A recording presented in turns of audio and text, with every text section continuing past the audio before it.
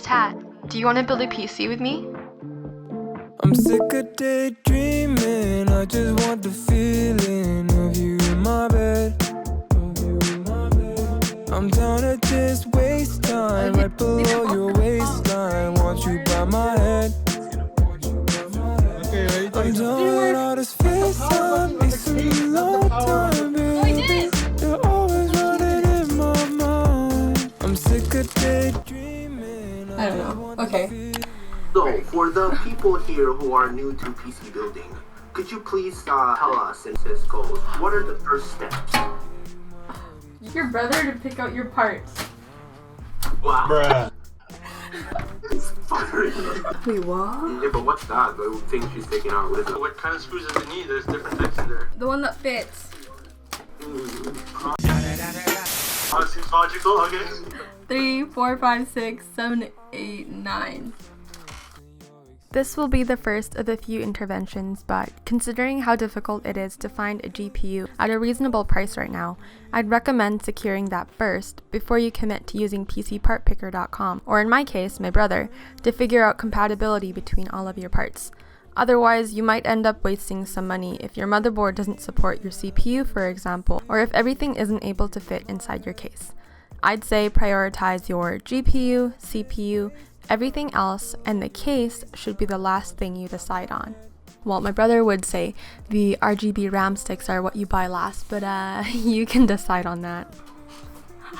Just gonna make a trash pile. Fans. I've attached the radiator first. Now I read the manual. Like old tits. Hello. I'm just touching the cooler now. I'm attaching the cooler. Lame. Just high over you. No. No, she probably can't hear me. Here at the back, right? And the fans can be at the front. As you can see, she's currently installing her AIOU. And AIOU or AIO? And now back to your regularly scheduled program. It doesn't really matter. There's no fans for it. It's Is just that weird? Can you go in? I am back.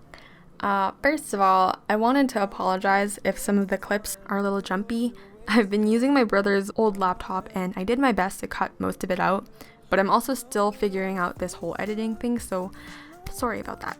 Anyways, for my case, you do have the option to install the radiator at the back, but I got scared that I would nick the wires at the corner there and ended up placing it in the front instead. And then when it came to the fans, I decided to keep the Lee & Lee stickers faced up, which meant that air will be pulled from inside the case to the outside. And this will depend on your overall build, but another set of fans should be inverted to pull air inwards. In my case, I ended up making my bottom set act as intake so that it would help cool the GPU as well. There's two types. There's the AMD and Intel. Yeah. So make sure to use the Intel one. This one? So I don't use this one? The one on your left hand. You got this. I believe. I feel like I'm gonna damage something. It's that way, not the other way? Look at the screws. It's not. I didn't make them the same. Why? Because it wasn't fitting. Do you remember which hole you used for your What's other the one? key in doing? Mine's different. You're. Oh, it looks like it's gonna go in. Let's see. It looks like it's gonna go in. Oh, Oh. wait. Fine, Oh. so close, man. So close. Careful. Oh. Eh. Yay! Oh. Okay. Tech support, Nice. Gucci. Empty the tube. It should do the trick. Don't let it move. And get your screws ready. Make sure it's aligned. Okay, so you're probably used to me by now, but I just wanted to say that I did initially buy a micro ATX case for my regular ATX motherboard. My brother also bought me the 360 liquid cooler, but that wouldn't have been able to fit either, so I'm not sure how we both missed that fact, I guess, but that's basically how I ended up buying the case I have now. And it was beyond the price point I initially wanted my overall build to be, considering it is my first PC, but I can't say that I'm not happy with the final result. These are both for the pump, right? But why are there two? One is for the RGB and the other is for the power. Oh no, it only goes in one way. So I got it.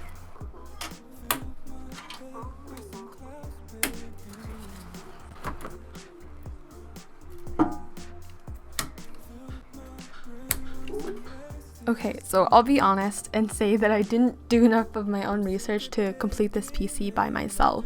I know how the larger components are supposed to be attached, but my brother and friends ultimately had to help connect wires from the fans, power supply, and storage to the motherboard. So if you're planning to do your own build, make sure you're confident in that so you don't accidentally fry your own PC. I should also point out that how I attach these fans is incorrect. Instead, they should be facing downwards so that the fans can pull air towards the GPU. It's gonna work. If it breaks. Okay, ready? You gonna fire it up or what? Ready? What have space for one more? It didn't work. Huh? You have to press the power button on the case, not the power on the... No, I did. And turn it on there. Press the... Oh! Yeah, big dum-dum. Oh, firing. Okay. Oh, Okay. oh. Is it okay? I forgot the actual PC had a little button at the front, and I almost panicked when it didn't turn on. Anyways, so once your monitor is connected to your PC, this is when you need to set up Windows. I'll link a video in the description below that you can follow, but essentially, at this point I had to ensure that my hard drive and SSD could be identified. At first, my download speeds were actually really bad, like concerning, but apparently my driver for the power line adapter that I bought wasn't installed. So if you do come across that problem, make sure that all of your drivers for your GPU or your motherboard, for example, are installed and up to date. Now, if you noticed, the RGB for my fans aren't actually functioning in this clip, and that's because my motherboard could only support one 12-volt JRGB connection. However, I had 5-volt fans. This was a problem. But our friend suggested that I buy a 12 to 5-volt converter and a fan hub, so all I had to do was wait for it in the mail.